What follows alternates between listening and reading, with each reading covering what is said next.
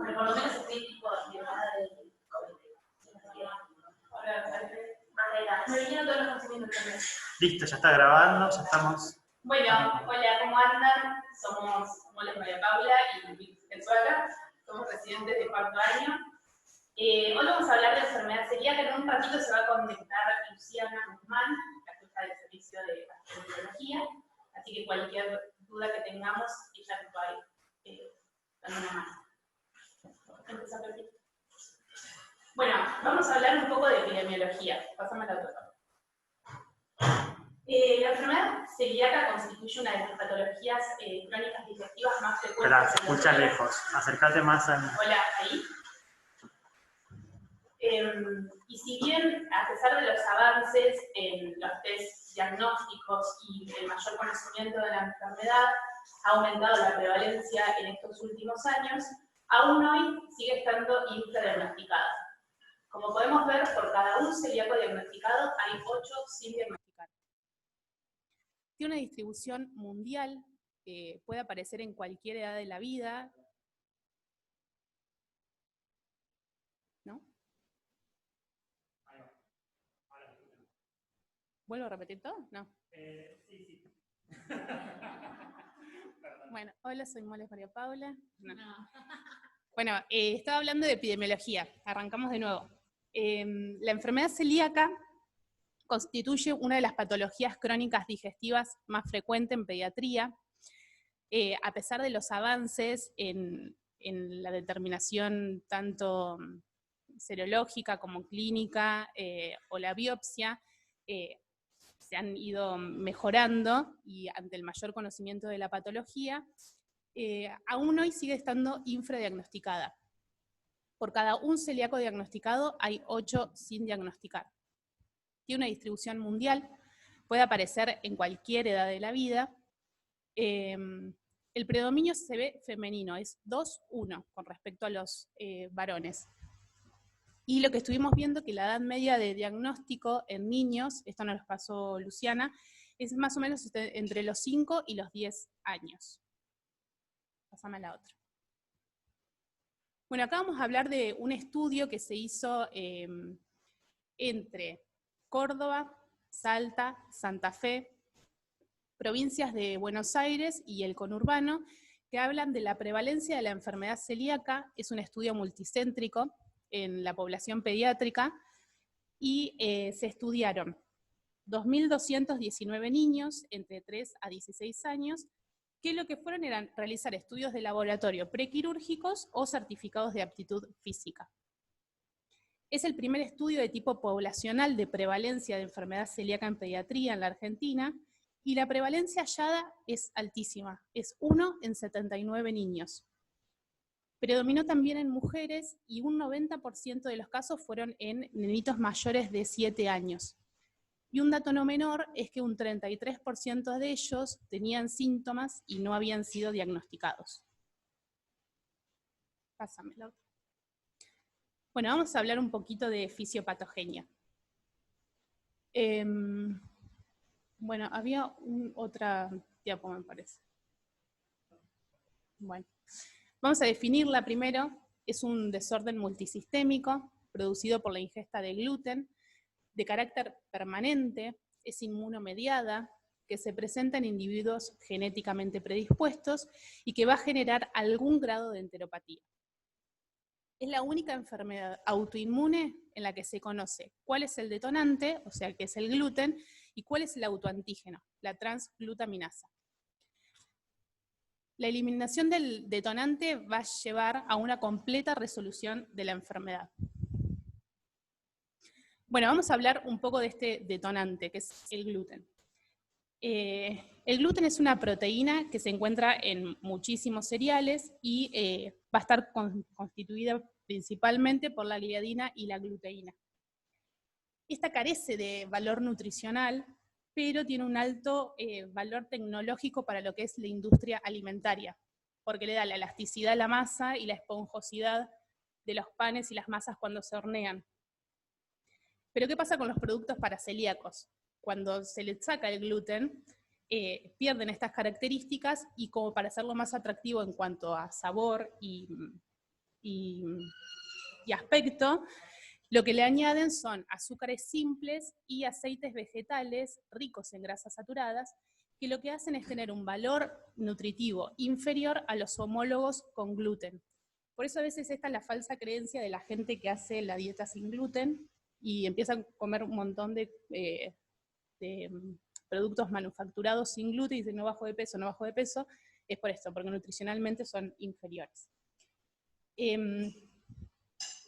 En cuanto a la avena, lo que se vio es que el 95% de los celíacos no hacen reacción, o sea, no resultaría tóxica. Lo que pasa es que en Argentina no contamos con cultivos específicos, o sea, cultivos puros de avena, sino que los cultivos acá en Argentina se rotan y el almacenamiento en los silos es lo mismo, o sea, va trigo, avena, centeno, va todo igual. Por eso sí o sí se debe prohibir siempre el consumo. Bueno, la enfermedad celíaca la van a determinar factores genéticos, ambientales e inmunológicos. En cuanto a los factores genéticos, se vio que hay una predisposición genética, sobre todo en los familiares de primer grado, donde tienen un aumento de un 20% de padecer la enfermedad. Lo mismo se vio en gemelos monocigotos, que llegan a tener un mayor riesgo, como un 75 a 80%. Si bien está bien establecida esta asociación de la enfermedad celíaca con los genes que codifican las moléculas de histocompatibilidad, sobre todo la clase 2, se vio que el 95% de los celíacos tienen un HLA-DQ2 positivo, y el otro 5% restante un DQ8. Pero, ¿qué es lo que pasa? La población general que no tiene enfermedad celíaca, en un 30% también los presenta, y solamente un 1% va a desarrollar la enfermedad. Este HLA, o sea, esta molécula, que también se utiliza para el diagnóstico, no se utiliza de rutina, y se la utiliza cuando tenemos un caso dudoso que queremos descartar, ver si es realmente celíaco o no, o para ser cribado en los grupos de riesgo, porque sí tiene un alto valor predictivo negativo. O sea, si no está, el 99.99% quiere decir que no va a tener, o sea, no va a ser celíaco. Después tenemos los factores ambientales, que como tenemos el gluten, como ya dijimos, pero también va a haber otros implicados. Se detectó un probable papel de lo que es la flora intestinal. Se habla de cambios en la composición de la microbiota y de un aumento en la permeabilidad de la mucosa intestinal. Lo que no se sabe es si es causa o consecuencia de la enfermedad celíaca. Se habla también de las infecciones gastrointestinales durante el primer año de vida, del uso de antibióticos, todos con un claro efecto, ¿no?, modificador de la microbiota. En cuanto a la lactancia materna, siempre va a ser recomendable, independientemente del efecto que tenga sobre el desarrollo de la enfermedad celíaca y del riesgo que tenga ese nene a desarrollarla o no. Lo que se recomienda es introducir siempre la alimentación complementaria mientras se está amamantando, en torno a los 6 meses, como lo hacemos siempre, y se vio que el amamantamiento y la introducción posterior, o sea, pasado por ahí el año del gluten, no va a disminuir el riesgo de enfermedad celíaca, en los que son genéticamente predispuestos, ¿no? Bueno, y en cuanto a los factores inmunológicos, como bien dijimos, es una enfermedad inmunomediada, porque tiene autoanticuerpos y anticuerpos que actúan contra la gliadina, y se vio una fuerte asociación sobre una serie de enfermedades de etiología autoinmune. En ella actúa lo que es la inmunidad adaptativa y la inmunidad innata. Voy a explicar muy sencillo, más o menos, como la fisiopatogenia. El gluten se metaboliza en la luz intestinal. La gliadina, por esta permeabilidad aumentada de la pared intestinal, ingresa a lo que es la lámina propia y ahí es diaminada por la transglutaminasa. Una vez que es diaminada por la transglutaminasa, hace que sea reconocible para estas moléculas de histocompatibilidad, que en el caso del paciente celíaco puede tener el DQ2 o el DQ8. Esto hace que puedan presentarla a los linfocitos TSD4, y los linfocitos TSD4 empiezan a liberar citoquinas proinflamatorias, que lo que van a hacer es en la mucosa intestinal general, la hiperplasia de las criptas y la atrofia vellositaria. A su vez, los linfocitos T lo que van a hacer es presentárselo a los linfocitos B, y las células plasmáticas van a generar todos los autoanticuerpos circulantes que vemos en el paciente celíaco, que son el antigliadina, el antitransglutaminasa y el antiendomicio. Por otro lado, un fragmento de la gliadina también, por medio de los enterocitos, libera una interleuquina 15, que lo que va a provocar es un aumento de los linfocitos intraepiteliales, que es otra de las características que vemos en la biopsia.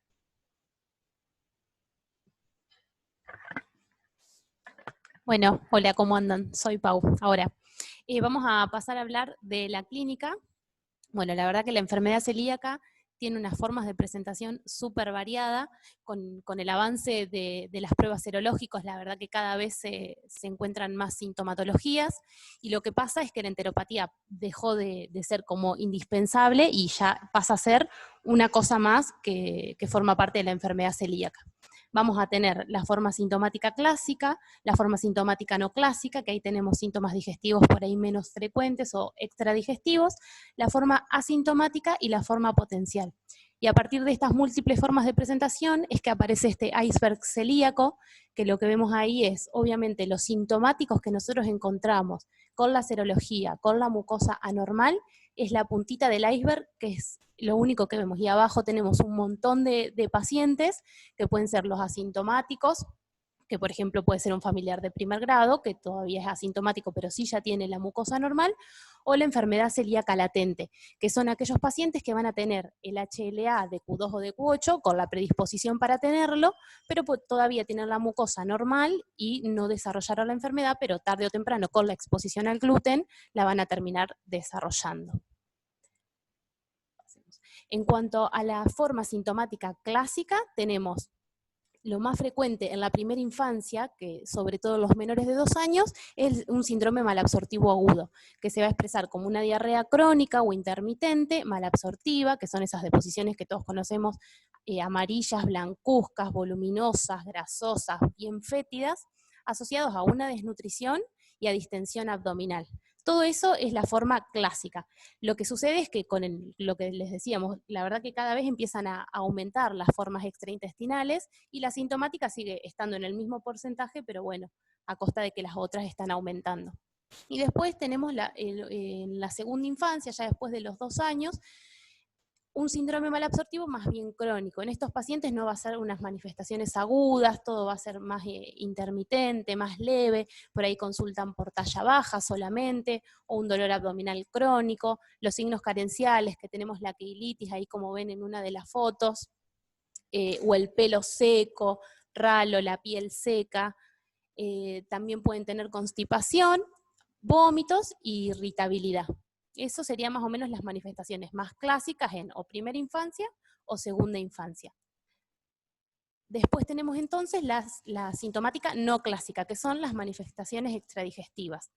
Acá tenemos la verdad un montón, las más frecuentes que se asocian con enfermedad celíaca es la dermatitis herpetiforme, la osteoporosis que puede llevar a fracturas con traumatismos banales, todo lo que es retraso puberal, amenorrea, infertilidad, la anemia refractaria, que sobre todo es anemia ferropénica refractaria a tratamiento, hepatitis, que se manifiesta como una hipertransaminasemia, artritis, artralgias, calcificaciones occipitales con epilepsia, que ahora les cuento un poquito más de eso, y varias manifestaciones con alteraciones del esmalte dental.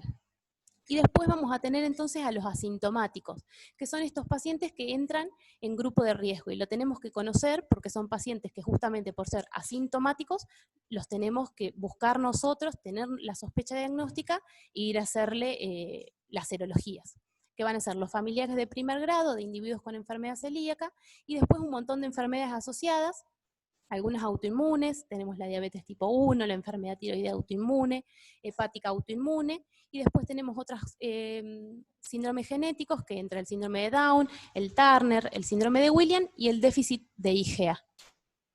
En todos esos pacientes, En todos esos pacientes, no está bien, no pasa nada. Vamos a tener que entonces sospechar, y en general la mayoría se van a estudiar cada 2 o 3 años con serología, salvo aparición de síntomas antes u otra manifestación. En cuanto a las manifestaciones extradigestivas, entonces tenemos las aftas recurrentes por déficit de ácido fólico. Estas hasta en un 10 a un 40% pacientes que vemos con aftas recurrentes deberíamos sospechar enfermedad celíaca. La hipoplasia del esmalte dental, lo mismo, suele ser también entre un 10 a un 20% que se asocia. Por ahí nosotros no nos llama la atención, pero sí se va a hacer una revisión odontológica, a ellos les llama algo la atención y lo deberían derivar con el pediatra para evaluar si nos parece algo, y nosotros ahí deberíamos sospechar enfermedad celíaca. En cuanto a las alteraciones hematológicas, entonces lo más frecuente es esto de la anemia ferropénica refractaria. Es un paciente que va a tener la anemia ferropénica, le vamos a dar hierro, al mes le vamos a hacer el control y no va a haber respuesta. Entonces ahí tenemos que sospechar que no está absorbiendo el hierro, como es en la enfermedad celíaca, y pensar en pedirle la serología.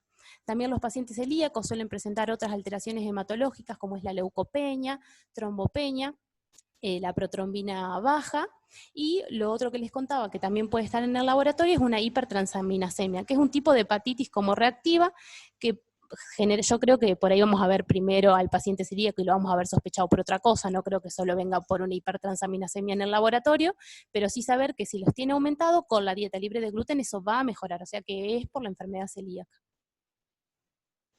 Después, lo que les contaba entonces de las calcificaciones cerebrales, la verdad que de la mayoría de bibliografía que leímos es un montón lo que es la asociación de cosas neurológicas con la enfermedad celíaca. Una de las más frecuentes era los pacientes epilépticos con calcificaciones cerebrales occipitales, que se asocia con enfermedad celíaca en un 52%. Ya de por sí lo que dicen es que la epilepsia ya se asocia más frecuentemente con la enfermedad celíaca que en la población normal. En la población normal es un 0,5% y epilepsia con enfermedad celíaca es un 5%. Y hay determinados pacientes que empiezan con la epilepsia, con convulsiones por ahí focales, les dan el tratamiento epiléptico, son refractarios, pasa un año, siguen requiriendo más anticonvulsivantes, y en una de las imágenes, que puede ser la tomografía, aparecen calcificaciones cerebrales occipitales bilaterales. En ellos el neurólogo tiene que sospechar enfermedad celíaca y lo tiene que mandar al gastroenterólogo para poder hacer las serologías. Se demostró que sacándole la dieta, o sea, haciéndole la dieta libre de gluten, mejoran un montón estos pacientes, pueden empezar a sacar anticonvulsivantes y hasta a veces dejan de tener convulsiones. O sea que la verdad que es algo para conocer y para saber que obviamente va a ser infrecuente, pero sí está bueno que lo conozcamos. Y también otras cosas neurológicas eran ataxia, como un síndrome cerebeloso, neuropatías, por ahí quizá eso es más frecuente en adultos, pero bueno, también puede pasar. ¿Qué va a suceder si un paciente con una presentación clásica de enfermedad celíaca llega tarde o no lo sospechamos? Puede llegar a complicarse y presentarse de manera grave con lo que es la crisis celíaca, que también va a ser algo infrecuente, pero bueno, acá en el hospital hemos visto algunos casos y son pacientes que van a llegar con una desnutrición severa, con una diarrea súper profusa que llega con deshidratación, que va a tener hipoproteinemia, hipoalbuminemia, que pueden presentar edemas en miembros inferiores o edema generalizado, y a su vez va a tener hipocalcemia, que se puede manifestar como tetania o hipocalemia con repercusión en el electrocardiograma. Obviamente estos pacientes van a estar internados y van a tener un tratamiento complejo. La verdad que por ahí nuestra clase la idea es más a lo ambulatorio, simplemente se los queremos contar para que conozcan esta presentación de la celiaquía, y si por ejemplo llega un paciente con edema generalizado y no está teniendo otra manifestación que pensemos en enfermedad celíaca, así acordarnos que puede ser por esta pérdida de proteínas, como también puede ser una enteropatía perdedora de proteínas. Eso se irá viendo con el avance del paciente, pero nada, también para que nos acordemos de esta presentación grave. Bueno, y un poquito, y lo otro, la dermatitis herpetiforme también. 100% de los pacientes con dermatitis herpetiforme se ve que son celíacos. Básicamente es una expresión en piel de enfermedad celíaca, que va a presentar lesiones vesículo-costrosas, simétricas, que sobre todo están en codos, rodillas, muslos, cuero cabelludo, que van a ser muy pruriginosas, y obviamente a estos pacientes hay que hacerle la biopsia intestinal, y la mayoría van a ser celíacos. Con la dieta libre de gluten esto mejora un montón. Bueno, hasta ahí más o menos son las formas extraintestinales que habíamos nombrado de enfermedad celíaca. Y después otro que les decía entonces eran las enfermedades asociadas. En cuanto a las autoinmunes como enfermedades tiroideas, sobre todo la tiroiditis, un 22% de pacientes se asocian con enfermedad celíaca, así que hay que estudiarlos aunque no tengan síntomas, porque justamente están dentro de ese grupo de asintomáticos. Obviamente si tiene síntomas se le hará antes, si no, cada 2 o 3 años. El vitiligo, 1%, la psoriasis se asocia a un 6 a un 19%, y acá también lo que se vio es que pacientes con psoriasis, al tiempo les haces el diagnóstico de enfermedad celíaca, le haces la dieta libre de gluten y hasta mejoran lo que son las lesiones en piel del paciente con psoriasis. Después tenemos la diabetes. Lo que tiene la diabetes con la enfermedad celíaca es que comparten este determinante genético que es el HLA-DQ2 o DQ8. Estos pacientes pueden presentarlo simultáneamente, pero sí se ve que el 90% de los casos primero va a tener la diabetes y luego la enfermedad celíaca. Que la verdad que esto pasa con la mayoría de enfermedades asociadas. Suele presentarse primero la enfermedad asociada y el reumatólogo, el endocrinólogo o el especialista que haya visto al paciente lo deriva al gastroenterólogo para que estudie enfermedad celíaca. La prevalencia es de entre un 5 al 13% de asociación entre diabetes y enfermedad celíaca.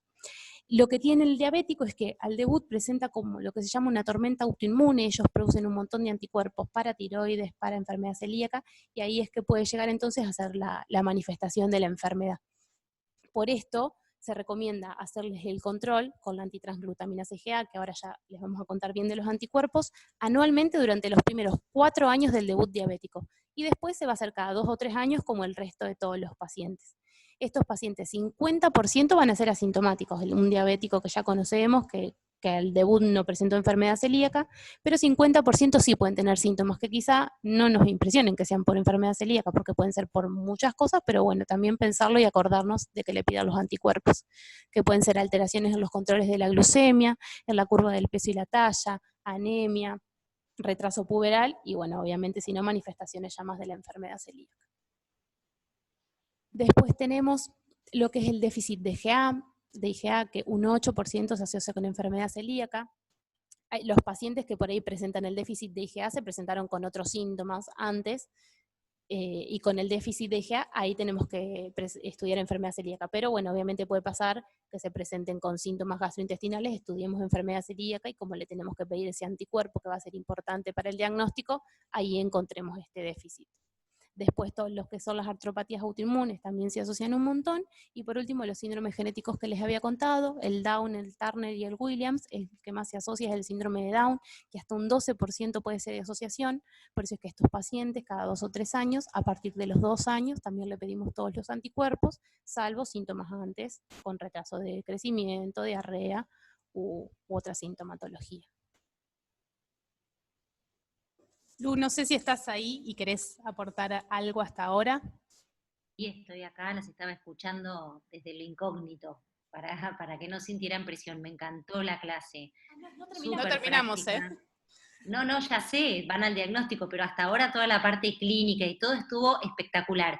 Y la fisiopatología, excelente, me encantó. Lo único que yo agregaría en fisiopatología, que no quise interrumpir, es que cuando hablaron de la microbiota anteriormente, es justamente lo último que se piensa, si tienen oportunidad de escuchar en microbiota, en todos estos webinars que andan dando vuelta, Elena Verdú, que es una argentina que vive en Canadá, que es una de las eminencias en el estudio de microbiota, que se ha visto que hay algún tipo de microorganismo que está en la microbiota del celíaco, que dentro de los metabolitos que produce, es decir, algún postbiótico, que genera aumento de la permeabilidad. Entonces es ahí, por lo cual el celíaco con esta característica y con ese DQ2 con el que va a hacer impacto los péptidos de gliadina que pasan la mucosa intestinal, es donde se va a desarrollar la enfermedad. Que en el gráfico no se veía, pero sí ustedes habían mencionado este efecto de la microbiota como un desencadenante o un actor en el escenario de la enfermedad celíaca. Espectacular, gracias Lu. Bueno, vamos a hablar ahora del diagnóstico. No me fijo. Bueno, vamos a hablar de los que actualmente se investigan en Argentina. Se va a investigar todo paciente sintomático, todo paciente que tenga enfermedad asociada, como bien dijo Pau, o grupos de riesgo, y a los familiares de los pacientes con ya el diagnóstico hecho de enfermedad celíaca. Bueno, si bien las manifestaciones clínicas siguen siendo uno de los pilares más importantes para el diagnóstico, también va a ser obligado a estudiar la enfermedad en determinadas situaciones, como bien dije recién, con aumento del riesgo para la misma. Tenemos tres elementos más, además de la clínica, ¿no? Las serologías, la biopsia y el estudio genético. En cuanto a la serología, es la primera línea de investigación por la elevada precisión que tienen estos test. Los podemos dividir, voy a hablar un poco de esto y después va a haber un resumencito para que quede más claro. Voy a hablar más o menos de los anticuerpos. Los podemos dividir en los autoanticuerpos, que tenemos el antitransglutaminasa de tipo IgA, que es el universalmente aceptado como el indicador serológico más importante. Es determinado por ELISA o quimioluminiscencia, tiene una sensibilidad del 93% y una especificidad del 96%, es barato y es accesible en la mayoría de los laboratorios. Se recomienda siempre que sea acompañado por la medición de la IgA total sérica para descartar el déficit selectivo de IgA. Por esto, de esta asociación que hablaba Paulita, de un 8% que hay pacientes que tienen este déficit. Y también acordarnos que los niños a veces tienen un déficit de IgA transitoria hasta los 4 años. Después tenemos los anticuerpos antiendomicios, que son esos, el EMA, IgA positivo, IgA, que estos van a ser detectados por inmunofluorescencia. Son súper costosos, son operador dependiente y no todo laboratorio lo hace. En general, no se los utiliza como primera herramienta de diagnóstico, sino cuando queremos confirmar algún antitransglutaminasa dudoso.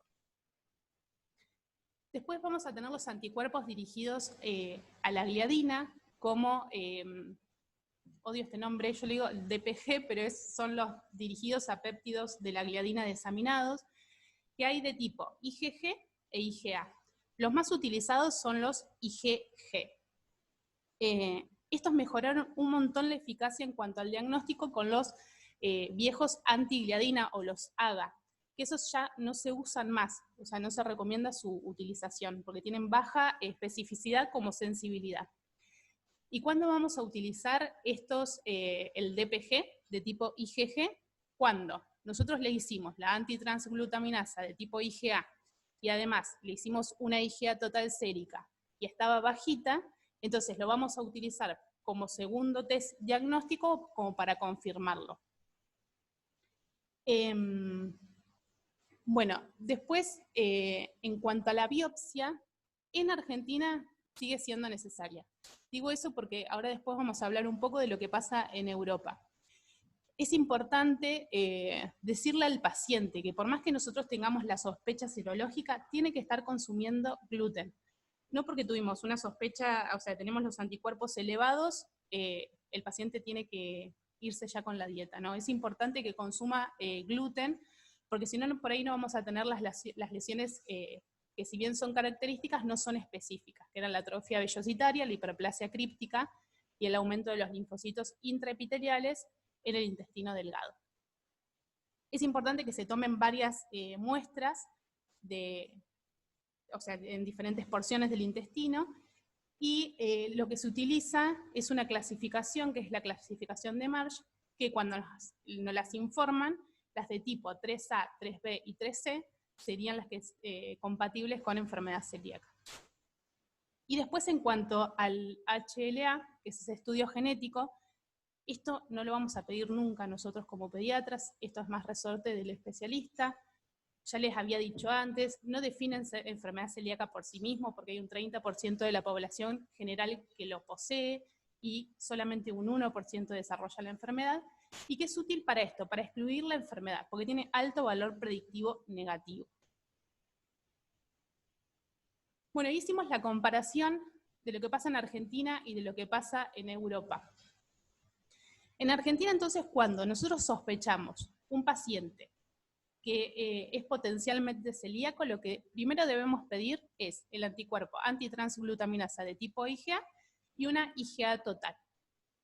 En caso de que no haya ninguna, o la IgA sea bajita, vamos a pedir los otros que nos van a confirmar o nos van a ayudar a terminar de cerrar el diagnóstico, que es el IgG, DPG y el IgA antiendomicio.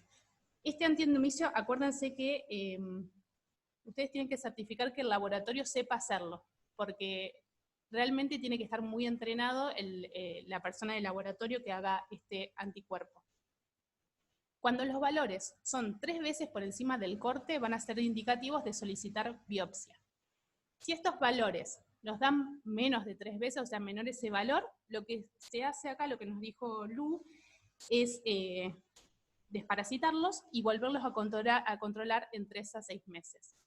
¿Puedo hacer una intervención? Sí, obvio. La indicación de esperar es porque en los chicos chiquitos, sobre todo en los menores de 5 años, hay una elevación, puede existir una elevación transitoria de la transglutaminasa. Entonces, para no someter un estudio invasivo digamos, que nos dé un resultado normal, es que se espera y se sigue el crecimiento de ese anticuerpo. Y además, porque está visto que si bien el corte que indica el fabricante del kit es 20, hasta que el valor no se triplica en ese corte, no correlaciona con atrofia vellositaria. Entonces, para impedir hacer un estudio invasivo y que el resultado no nos confirme la enfermedad, es que se controla a ese niño y se espera entre 3 y 6 meses para repetirlo. Espectacular, gracias.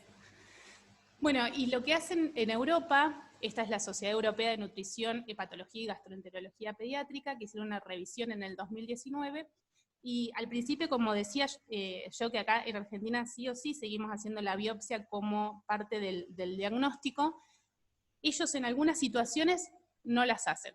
Solamente con la serología podrían decir que los pacientes son celíacos. Y lo que hacen es, al principio igual que nosotros, todo paciente sintomático le piden los anticuerpos antitransglutaminasa IgA y una IgA total. Si me da positivo, lo que hacen para confirmar esta antitransglutaminasa es de una segunda extracción pedir inmunoglobulina A antiendomicio. Y si el valor es mayor a 10 veces el corte de esta antitransglutaminasa, lo confirman y no tendría indicado hacer biopsia. También ¿Puedo interrumpir de vuelta? Sí. Bueno, esto es un viaje que arranca en el año 2012. Si ustedes revisan la historia de enfermedad celíaca, el derrotero diagnóstico es bastante tortuoso. Yo pongo la cámara por si alguno me quiere ver, que estoy tan bonita, toda despeinada. Es bastante tortuoso. Por ejemplo, ustedes saben que yo tengo diagnóstico de enfermedad celíaca del año 1978. En ese momento, para decir que yo era celíaca, como no existían los anticuerpos, me tuvieron que someter a 3 biopsias. La primera que confirmara la atrofia, la segunda con 6 meses de dieta que confirmara la curación mucosa, y la tercera a los 6 años de vida mediante un enfrentamiento con gluten para reproducir la atrofia. Una vez que vos reproducías la atrofia, es que decías sí, es celíaca, porque le sacamos el gluten, mejora, le ponemos el gluten, reproduce la lesión. En el año 90, se dice, no, esto es una tortura, someter a un chico a 3 biopsias, más no se la imaginen la biopsia endoscópica, era una biopsia por cápsula de Watson, con una sonda que te pasaban por la nariz, cuando te daba cosquilla en la garganta, vos la tosías, salía por la boca, tenías algo que salía por la nariz y por la boca, se enhebraba una sonda más gruesa, que tenía en la parte distal, como si fuera un caramelo tic-tac de metal, que era la cápsula de Watson. Una vez que al retirarla por la nariz te quedaba la cápsula en la garganta, te decían tragá, y te iban metiendo sonda para adentro, y además te iban sacudiendo para que esa sonda pasara rápidamente al duodeno. Te llevaban a rayos, cuando se constataba por rayos que estaba en la tercera porción, cuarta porción, porque si caía en la segunda, que es donde ahora hacemos las biopsias, podías pellizcar papila y generar una pancreatitis, recién ahí disparaban la cápsula. Bueno, cuando vieron que era un disparate hacer 3 de esas maniobras en una pobre criatura, decidieron que la biopsia era única y empezaron a surgir los anticuerpos. En ese momento surge el endomicio, antirreticulina y antigliadina común, la AGA. conforme van mejorando la calidad de los kits serológicos, y en el 2000 sale la transglutaminasa y en el 2006 salen los péptidos diaminados, se empieza a decir que frente a valores altos de transglutaminasa tampoco sería tan importante hacer una biopsia. Y en el año 2012 se redefine la enfermedad celíaca, el concepto de enfermedad celíaca, donde queda enteropatía al final, donde se habla de una enfermedad autoinmune, sistémica, y bueno, y empieza a ver qué chicos podrían quedar afuera. En una primera instancia, solamente quedaban fuera de biopsia los pacientes sintomáticos. La guía era igual, transglutaminasa IgA, si es positivo, una segunda muestra con endomicio, si el endomicio lo confirma y era 10 veces el corte, se pide un genético y cuando tenés todo el combo no lo biopsias más.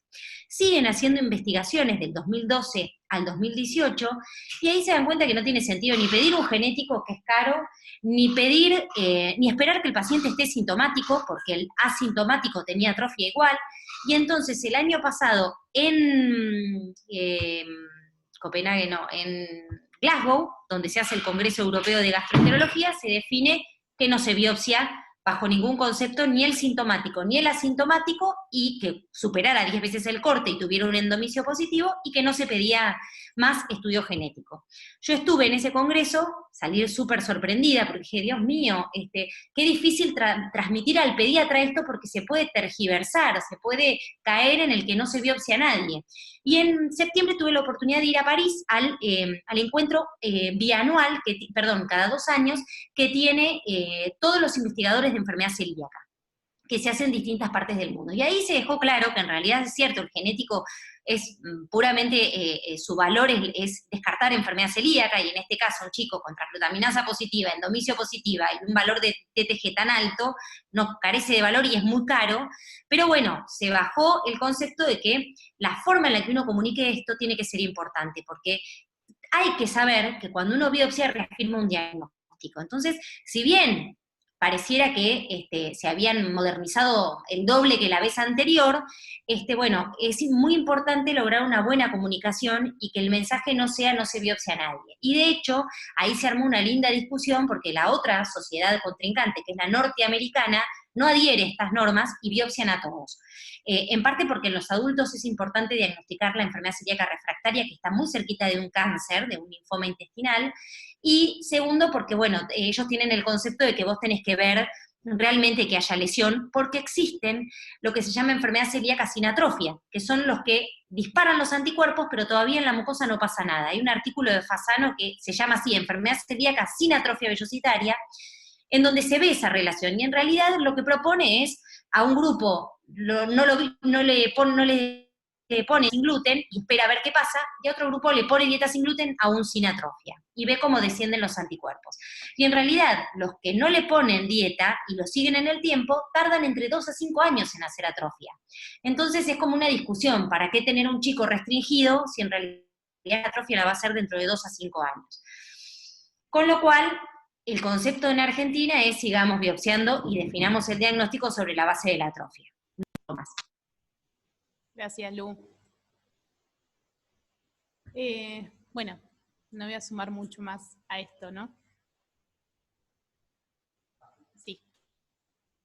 Bueno, y acá en realidad es un cuadrito donde dice todas las conclusiones. Queríamos decir algo porque me había olvidado. Lu nos dijo que acá en el hospital, viste que muchas veces nosotros ponemos anticuerpos para celiaquía. Dentro de los anticuerpos para celiaquía, los que salen en el hospital son el antitransglutaminasa y el IgG-DPG. Y siempre es importante acordarnos de poner la IgA total. En caso de que estos den dudosos o negativos, o sea, el paciente está sintomático y estos están negativos, ahí sí saldría el antiendomicio, pero de rutina no se hace. Bueno, como conclusión entonces, la primera herramienta diagnóstica va a ser el antitransglutaminasa. Ahí están las combinaciones serológicas recomendadas. ¿Cuándo vamos a pedir la DPG-IgG? En caso de inmunodeficiencia de IgA o en pacientes sintomáticos con antitransglutaminasa IgA negativa. Nosotros lo vimos como bueno a esto, pensándolo en pediatras que no vamos a estar acá en el Hospital Sor María Ludovico y que vamos a tirar anticuerpos para celiaquía y van a entender lo que hacemos, ¿no? Como pensamos estando fuera del hospital. Lo importante que nos quede es antitransglutaminasa, IgA e IgA total. Bueno, el antiendomicio IgA va a reforzar el diagnóstico en los pacientes con títulos no concluyentes de antitransglutaminasa. El principal rol diagnóstico del HLA va a ser de excluir la enfermedad. Se confirma con biopsia. Los AGA, los antigliadina clásicos, no se utilizan más. Importante esto que si el diagnóstico surge por un hallazgo endoscópico, siempre es aconsejable realizar la serología previa a instalar la dieta sin gluten. ¿Puedo hacer una intervención chiquita? Sí. Volví a la anterior. Ahí voy. Una cosa importante es que los criterios de la EFSGAN hablan de que porque ustedes cuando salgan del HOSPI van a ver que hay un montón de kits de transglutaminasa. La EFSGAN, cuando dice no biopsiar, utiliza el método ELISA, que es el mismo que se hace en el hospital, donde el corte es 20 y 10 veces por arriba del corte sería más de 200. Cuando ustedes trabajen en privado, van a ver un montón de laboratorios que le van a hacer el método de quimioluminiscencia, y se van a encontrar con transglutaminasas de 3.400, 5.600, que les va a parecer exorbitante, y van a decir, ¿para qué lo voy a biopsiar a un chico con este valor? Ojo, que la quimioluminiscencia exagera los valores, y el corte es el mismo, 20, pero muchas veces hacemos una endoscopía con una quimioluminiscencia de 2.000 y la biopsia me da normal, porque es como una exageración del método. Entonces, ojo que para poder decir yo no biopsio, siempre voy a usar el ELISA, más allá que en Argentina la conducta es biopsiar, hoy, en época de pandemia, donde la endoscopía es un método de riesgo para el que la hace, por la aerosolización del virus, yo voy a poder pensar en no poner a dieta a un chico, pero no usando quimioluminiscencia, De ser necesario, repito, en otro laboratorio que tenga el método ELISA. Nada más. Genial, Lu, gracias. Bueno, en cuanto a los diagnósticos diferenciales, vamos a tener los diagnósticos diferenciales por presentación con diarrea crónica o con la sintomatología digestiva. Mañana hay una clase de diarrea crónica, así que no voy a ahondar mucho en eso, pero bueno, se los cuento. Va a ser obviamente una desnutrición primaria, por hipoaporte, una alergia a la proteína de la leche de vaca, una gastroenteritis bacteriano-viral, esas pacientes con gastroenteritis que por ejemplo les dura una semana, cede, vuelve a tener una gastroenteritis y por ahí fue la sumatoria de 2 cuadros y no es que fue una diarrea crónica. Parasitosis como la giardia la verdad que es frecuente acá en nuestra población, por eso ante cualquier diarrea malabsortiva vamos a pensar primero en giardia, vamos a ver por ahí cómo es el compromiso ponderal del paciente y quizá entonces en un primer momento le terminamos haciendo la desparasitación y si no resuelve ahí por ahí le hacemos los anticuerpos. Todas las inmunodeficiencias, el HIV, los pacientes con fibrosis quística obviamente también van a hacer un diagnóstico diferencial. La idea es que con el PRODI quizás los diagnosticamos antes, pero puede suceder que un paciente de 1 año no se haya diagnosticado, tenga diarrea crónica, que esta también va a ser malabsortiva, pero por la insuficiencia del páncreas, y también entonces vamos a tener que hacer el diagnóstico diferencial con enfermedad celíaca. Y después las enteropatías, como les contaba hoy, cualquier enteropatía perdedora de proteínas, como la autoinmune, también puede ser un diagnóstico diferencial, o la enteropatía eosinofílica. Y después otra cosa que les queríamos contar, es otros diagnósticos diferenciales en cuanto al gluten, a la ingesta del gluten. Existen otras reacciones que pueden ser la alergia al gluten, la sensibilidad al gluten y la intolerancia al gluten. ¿Qué comparten todas estas cosas con la enfermedad celíaca? Además de hacer algo contra el gluten, es que si haces una dieta libre, mejoran. Cada una va a tener una distinta fisiopatogenia que las va a diferenciar, pero las vamos a tener que conocer. En cuanto a la alergia al trigo, lo que hace es que vamos a encontrar una IgE positiva para el trigo y ahí ya hacemos el diagnóstico de alergia y no de enfermedad celíaca. En cuanto a la intolerancia al gluten, lo que dice es que se relaciona más con la cantidad ingerida de gluten. O sea, el paciente te va a referir que a mayores cantidades, mayor sintomatología digestiva o extradigestiva, los síntomas por los que haya consultado, aumentan. A estos pacientes les sacas el gluten y mejoran abruptamente. Y después lo que tenemos es la sensibilidad al gluten. Ahí tenemos una presentación de casos clínicos que le hicieron acá en el hospital, en la que participó Lu, que cualquier cosa después ella nos agrega algo más, que lo que se hace es estudiar a 3 pacientes, son 3 nenas de 18 meses, 3 años y 6 años, que tenían síntomas digestivos, tenían diarrea crónica, otros tenían desnutrición, Se les pide las serologías para enfermedad celíaca vienen negativas, se le pide la IgE para el trigo, para ver lo de la alergia, también vienen negativas, como persistían con síntomas, se las desparasita, siguen sin mejorar, se les termina haciendo la biopsia, que da normal, y ahí dijeron, bueno, con que nos estamos encontrando. Y es entonces esto que se llama la sensibilidad al gluten. ¿Por qué entra como sensibilidad al gluten? Porque a estos pacientes lo que deciden hacer es una prueba terapéutica de 1 mes en que le sacan el gluten. Y funciona, mejora la sintomatología, empieza a ascender el peso. Estos pacientes están obviamente percentilados y muestran cómo por ahí de un percentilo 3 aumentaron a un percentilo 25, un percentilo 50, cada uno en su carril, vuelven a incluir el gluten y vuelven a tener síntomas. Entonces ahí es que aparece esta entidad que está bueno que la conozcamos por si algún día mandamos a algún paciente creyendo que es celíaco y nos vuelve con este diagnóstico, saber frente a qué estamos. Y entonces acordarnos que es una entidad para tener en cuenta en los pacientes con síntomas digestivos y que tienen los anticuerpos negativos y los IgE para el trigo negativos y que con la dieta van a mejorar. No sé, Lu, si querés agregar algo del estudio o eso. No, está perfecto, pero básicamente con la sensibilidad al gluten también hay que tener cuidado porque hay como un reflejo de la gente últimamente, es como que la leche es un veneno y el gluten es un veneno. Entonces se autoexcluyen de todo, de todos los alergenos alimentarios que puedan, los más jovencitos, los más adolescentes, de la carne y del gluten. Entonces, ojo con autogenerarse dietas demasiado restrictivas sin necesitarlo. Ustedes piensen que los alimentos panificados sin TAC, las harinas no están fortificadas con ácido fólico, que sí lo está fortificada cualquier otra harina. Entonces terminan teniendo deficiencias nutricionales por hacer mal una dieta. Y siempre tiene que estar el protocolo completo. Si yo voy a decir a un paciente que es sensible al gluten, me tengo que asegurar que no tiene una atrofia vellositaria, aunque sus anticuerpos sean negativos. Por eso siempre hay que biopsiarlo. Y una vez que lo biopsié y confirmé que anticuerpos negativos, IgE para trigo negativo y biopsia normal, ahí hago las 4 semanas de exclusión y luego enfrento. Bueno, vamos a pasar al tratamiento. Bueno, y creo que nada mejor dicho que esta frase de Hipócrates en el 2021, en el 2020, yo me estoy agrandando ahí, que tu alimento sea tu medicina y que tu medicina sea tu alimento. Ese es el tratamiento, y más en esta enfermedad, es la dieta sin gluten de manera estricta y de por vida.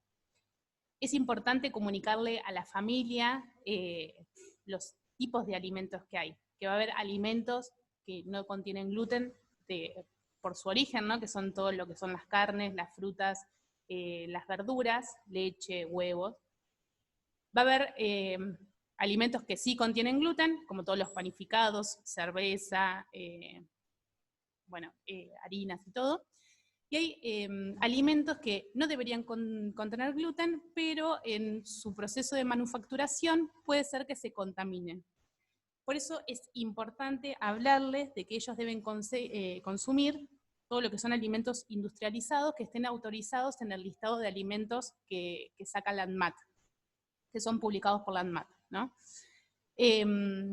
Además, estos productos especiales para celíacos suelen tener menor contenido de fibra y, como decía Lu, son nutricionalmente inferiores. Entonces se aconseja aumentar el consumo de lo que es frutas, legumbres, verduras, para subsanar este déficit y evitar las alteraciones del hábito intestinal. Generalmente, tras la exclusión del gluten de la dieta, la recuperación de la mucosa intestinal no se produce hasta aproximadamente el año de tratamiento. A veces también es necesario temporalmente sacar la lactosa de la dieta por esta atrofia vellositaria que hay, donde se pierden las enzimas. Y dependiendo del grado de malabsorción o malnutrición que tenga el paciente, en el tratamiento dietético inicial a veces es recomendado dar una dieta hipoalergénica, hipercalórica o pobre en fibra.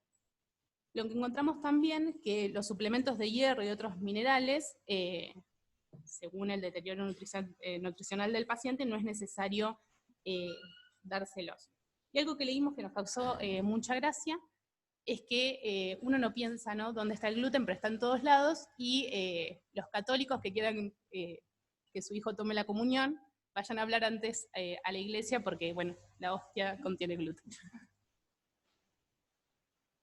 Bueno, algo de lo que vamos a tener que hablar con la familia son todas las pautas para manipulación segura de los alimentos sin TAC en el hogar. Va a ser importante el almacenamiento, tiene que estar separado de todos los productos que contengan gluten en la casa. Si no se puede, por una cuestión de espacio físico, lo ideal sería tener en tarros herméticamente cerrados y rotulados.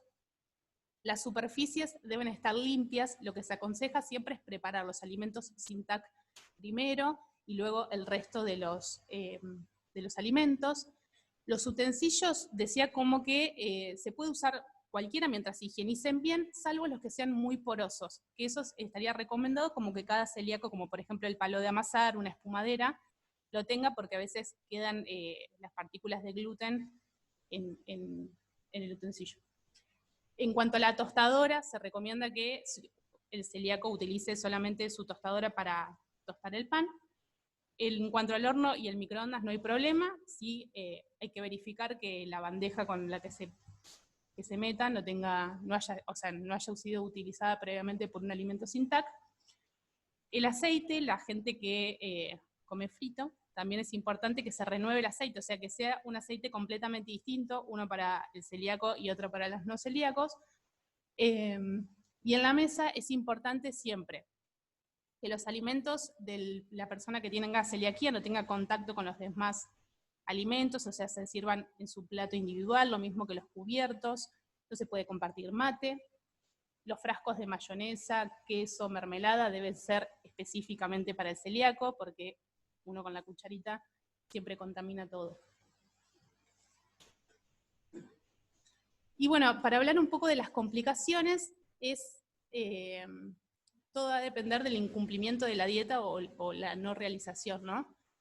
Si no se efectúa la dieta, presentan mayor morbimortalidad, con un riesgo aumentado de desarrollar linfomas y carcinomas, y este riesgo se iguala, estuvimos leyendo más o menos a los 5 a 10 años que se mantiene la dieta, se iguala a la población normal el riesgo.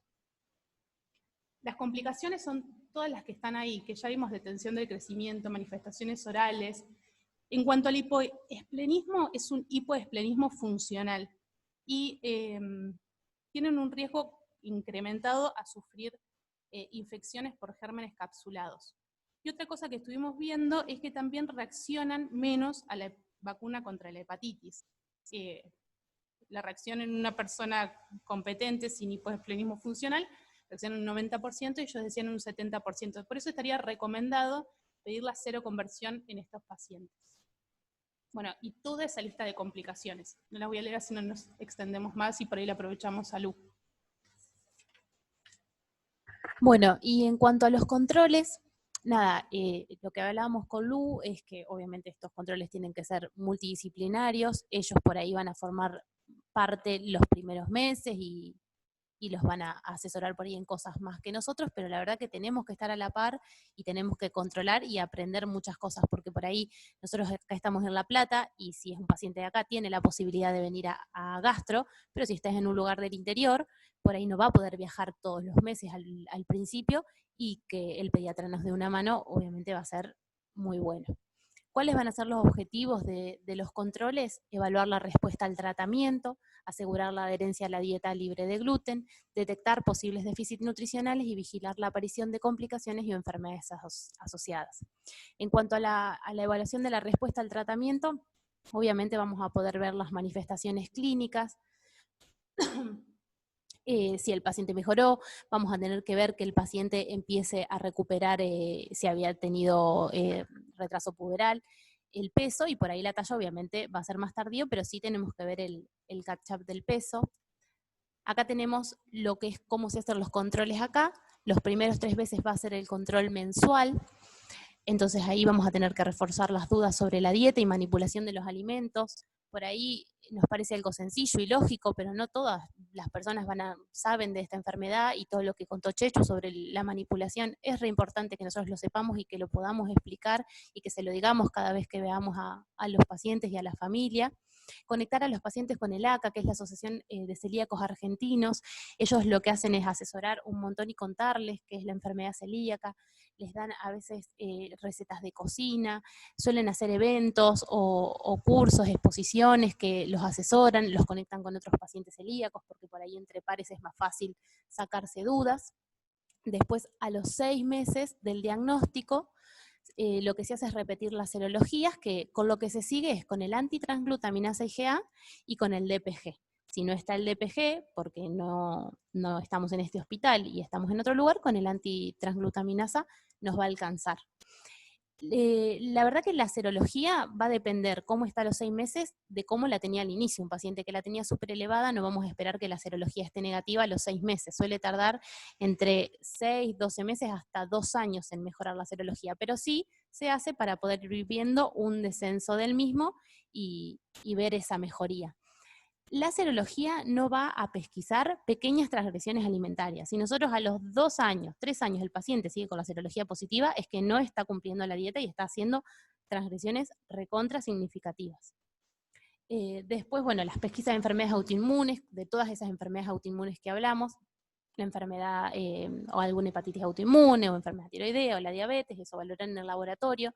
También valorar si tenía alguna alteración de la analítica, por ejemplo el hemograma, si tenía la anemia ferropénica, vamos a tener que controlar eso, si las transaminasas estaban aumentadas, controlar que vayan bajando, obviamente las proteínas, y evaluar entonces la adherencia a la dieta libre de gluten.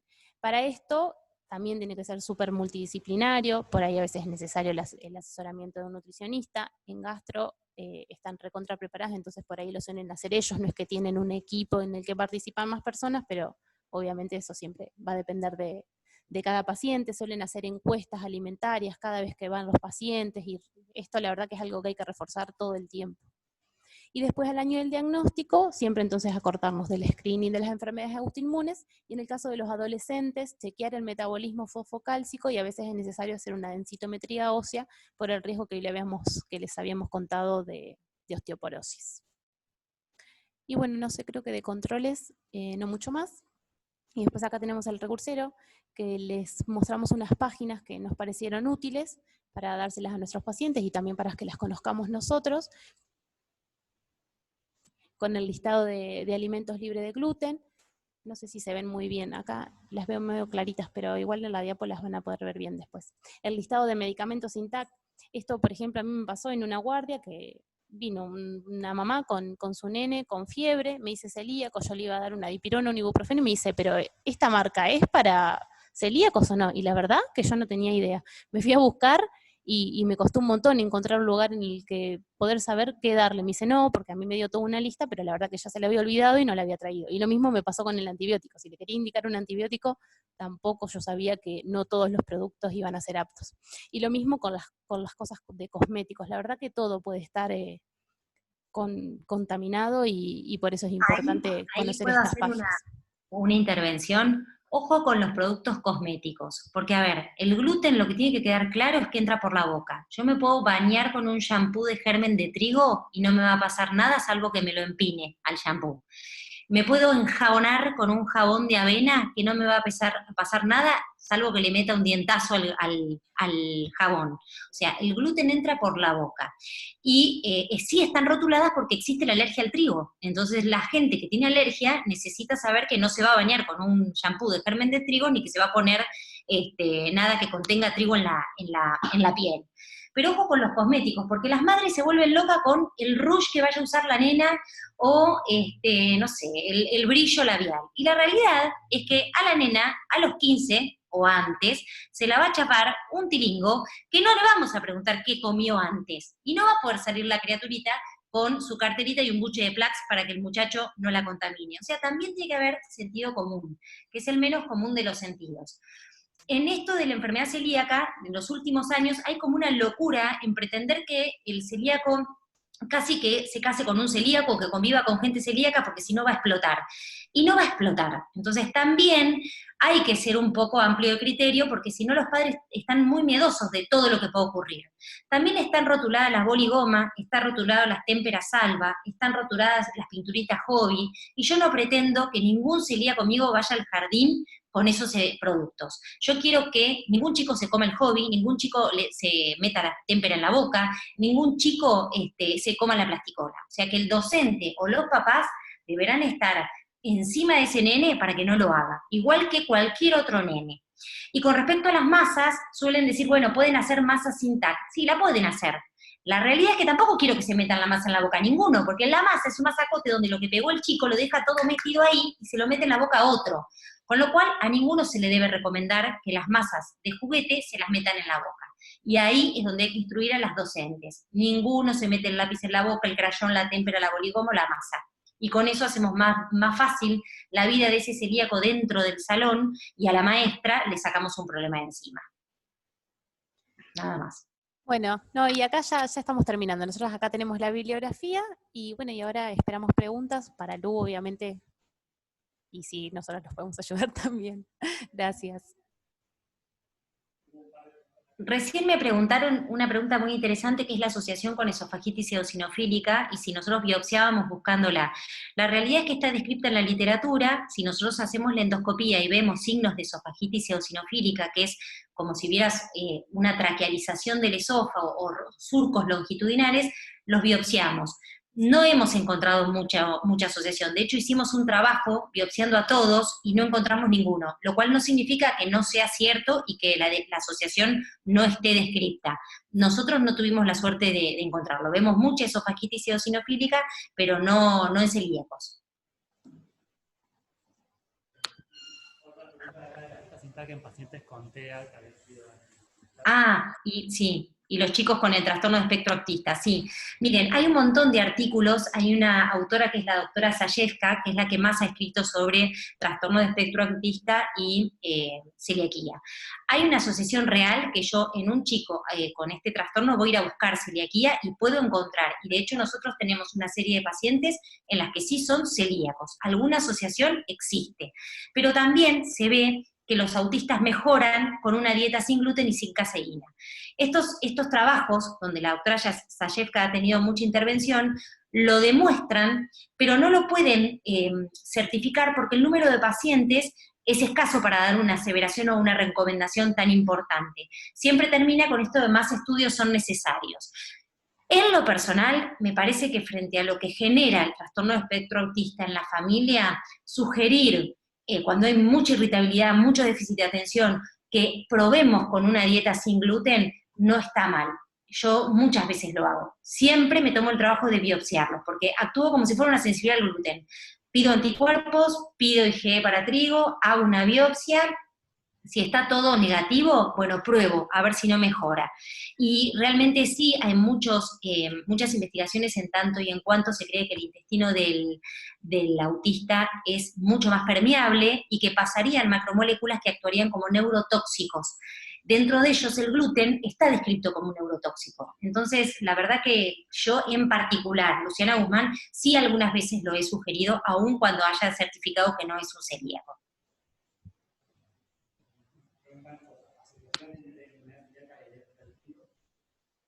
Preguntan asociación entre enfermedad celíaca y alergia al trigo.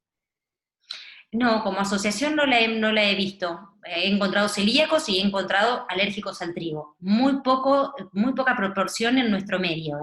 Es más, las alergias son mucho más frecuentes en el hemisferio norte, donde el trigo sí está a la orden del día, como el maní, como la proteína de leche de vaca. Nosotros tenemos más alergia a la proteína de leche de vaca, no tanto al maní, no tanto al trigo, perdón, pero que hemos tenido, sí.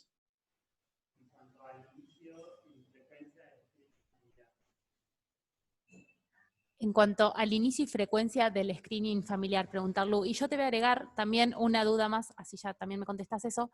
La verdad que varias cosas siempre eran familiares de primer grado a los que teníamos que estudiar, pero después encontré que también nombraban a familiares de segundo grado.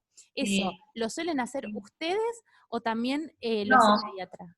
Sí está descrito y es una buena práctica. No salimos a indicarle a que toda la familia de primer y segundo grado se saque sangre, sí a los de primer grado sin duda, pero los de segundo grado es una sugerencia que queda más en lo personal.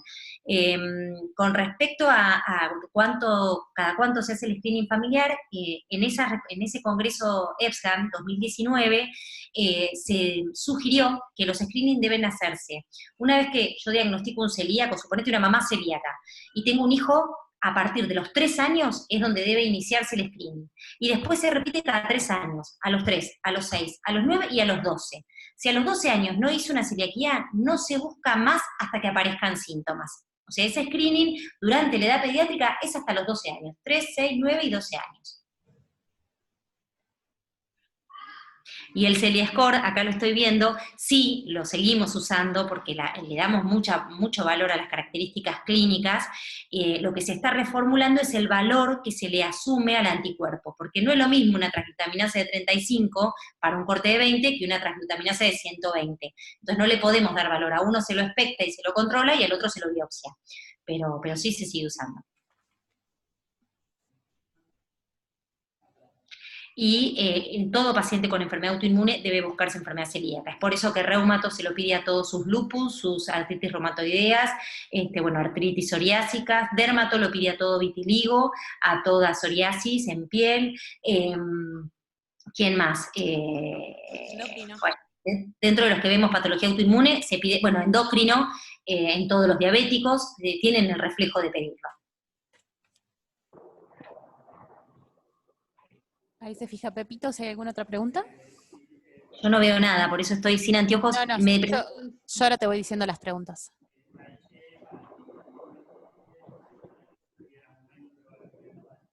La IgE para el trigo, ¿en qué momento se pide? Si se pide en la primera etapa de los estudios, por ahí con los anticuerpos, o si hay algún momento No, específico. uno cuando la pide es porque está sospechando que el chico tiene una diarrea que causa celíaca. Entonces, lo primero que pedís son los anticuerpos. Cuando te dan negativo, ahí es cuando vos te buscás otras opciones. En la práctica privada lo que nosotros siempre pedimos es que nos dejen el suero reservado para no volverlo a pinchar, y entonces se hace la orden después. Pedir todo junto sería un gastadero de plata que no lo amerita. Bueno, listo. Bueno, 1.000.000 de gracias, Lu, por acompañarnos. La verdad que nos gustó dar la clase, pero también nos gustó un montón que estés vos, porque como pediatras nos sirven saber algunas cosas, pero también necesitamos del asesoramiento de ustedes. Bueno, Me encantó. Y nos vemos, si puede ser, el miércoles 3 de junio, y no el primero, que yo me olvidé que tenía consultorio. La verdad que está media máquina el consultorio, pero me va a coincidir seguramente, y si ustedes me dejan dar trastornos funcionales el 3, me voy a sentir más cómoda. Listo, sí, no hay problema. Bueno, Bueno, chicos, un beso a suerte y todos. las felicito. Excelente, ¿eh? Excelente la clase. Gracias. Un Lu. beso grande. Adiós. COVID, chau. Bueno,